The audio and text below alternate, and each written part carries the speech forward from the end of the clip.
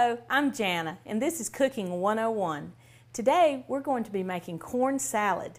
This dish is a favorite with my family, and it's one that's been around a long time. You might have had it at a picnic or a church social, or maybe even at your grandma's house. There's many variations on how to do it, but we're going to start with the basic recipe. You'll need 2 cups of corn. Now this is a great summer salad. You can use fresh corn if you have it, or frozen, or even canned corn, but you'll need 2 cups of good corn. Now be sure to reserve that liquid if there's any, especially if it's canned or frozen. You'll want to put that in your salad. Next, we're going to have 1 cup of green bell pepper. Now, of course, you can use red or yellow if you have that available, or even a mix, but green bell pepper works just as well. We'll have 1 cup of good celery. Now, you'll note I have everything in the bowl about the same size as my corn because that makes it a very beautiful dish. We're also going to add 1 cup of a good sweet onion, like a Vidalia or a Texas onion, but 1 cup. Now, of course, all of these can be adjusted to taste, so if you like one thing more than another, feel free to change the recipe to suit you. We're also going to have 1/3 cup of pimento. I like to use the diced kind so that everything in my salad is the same size. This can be bought in your grocery store and drained, and you don't have to worry about cutting it all up yourself.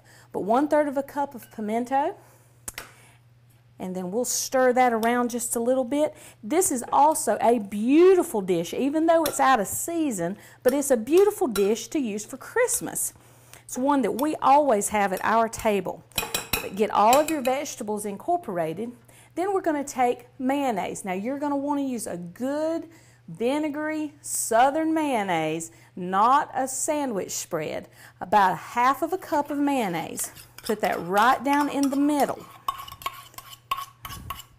Now this is where you may need a little bit of liquid because you need to make a little sauce. So just maybe a 1/2 teaspoon of water if there's no liquid in your salad. But just put that mayonnaise right in the middle and stir all of your vegetables in together. Make sure everything gets mixed in. Make sure the mayonnaise stays smooth. You don't want any globs or chunks at all, so that this can be a very smooth, cool, beautiful salad. But you're going to mix your mayonnaise in.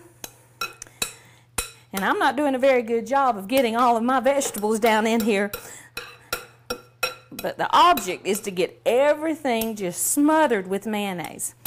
Now if you feel like your sauce is a little too thick, then take just a little bit more water, add that in with it, because you're going to let this sit overnight and let it soak and get everything good and married together, and all those wonderful flavors are going to come together. Once you get it all stirred, it's going to be time for some salt and pepper. Now, of course, salt is to taste. I'm going to put probably about 1/4 teaspoon of salt, and again, this is to taste. Pepper, also to taste. I'm going to start with 1/2 teaspoon of good black pepper. Of course, you can use fresh ground black pepper if you prefer that. And then stir it all together. And sometimes it wants to jump right out of the bowl, but that's okay. Now, once you get everything completely covered, you're going to want to cover this with some foil or some wrap and put it in your refrigerator for several hours or even overnight. The longer it sits, the better it tastes. And then when you go to serve it, if you'd like to serve it as an appetizer or a cold salad, you can serve it by itself. A beautiful little bowl. Just get several scoops in there. If you'd like to add any spices such as cayenne pepper or red pepper flakes, that would be wonderful in here as well. You can also serve this with meat, barbecue. It's wonderful with hot dogs and hamburgers. But let's take a little taste of this and see how it turned out.